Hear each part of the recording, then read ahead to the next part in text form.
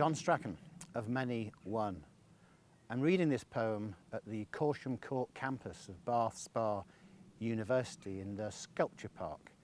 The court is renowned for its 16th century stately home and for its resident peacocks, and there's one of those behind me. Also behind me to my left is the yew terrace at Corsham, and this is a poem about yew trees and about larches, and in particular the larch, not a tree that Wordsworth cared for in the Lake District. He saw it as a foreign interloper. He considered the larch a fine tree when looked on singly, but en masse, in part of what he calls a vegetable manufactory, he had his reservations that these trees were taking over and swamping the original woodland of the Lake District purely to make houses for the capitalists and landowners of the time and to furnish the mines of the Lake District.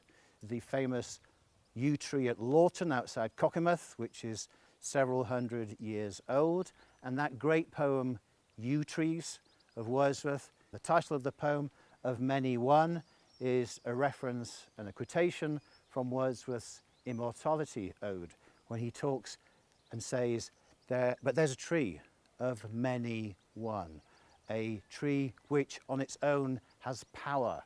So this is a poem about the larches. The larches in the Lake District are under threat. They are cankered, and many of the larches which Wordsworth saw in the 1820s and 30s, the forests are now becoming in part denuded, while the yew tree at Lawton carries on in all of its serene grandeur. The epigraph is from Wordsworth's Guide to the Lakes, the 1835 edition. To those who plant for profit and are thrusting every other tree out of the way to make room for their favourite, the larch, I would utter first a regret that they should have selected these lovely vales for their vegetable manufactory.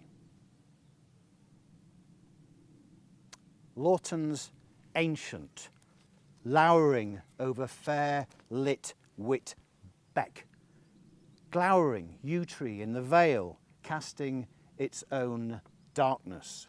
Winlatter's woods, snub silence, glimmers in sheep walks, red squirrels on larches, lovely looked on singly. High, once barren hills, clothed in vegetable manufactory, pit props for the lead mines, joists for the mansion piles. Cankers thrang larch forests, chainsaws form new thwaites, bracken fronds reddish in death, the afforesters all long cold.